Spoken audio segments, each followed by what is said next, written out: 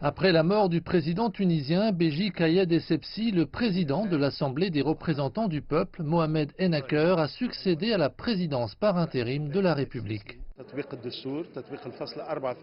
Nous sommes convenus d'appliquer l'article 84 de la Constitution en raison de la vacance permanente du poste de président de la République.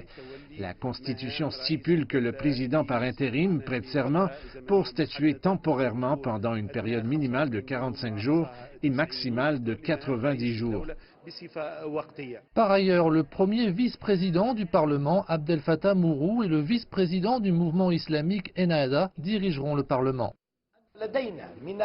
La Tunisie dispose d'un arsenal juridique et constitutionnel ainsi que d'institutions étatiques stables. Toutes les parties prenantes respecteront le processus de transition démocratique. Nous sommes donc convaincus que toutes les procédures juridiques seront respectées pendant la transition en cours du pouvoir.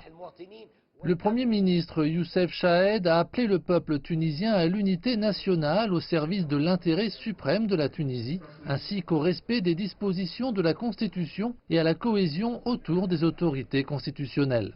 En l'absence de la Cour constitutionnelle, le président de l'autorité provisoire de contrôle de la constitutionnalité sera appelé et le président de la Cour de cassation sera consulté.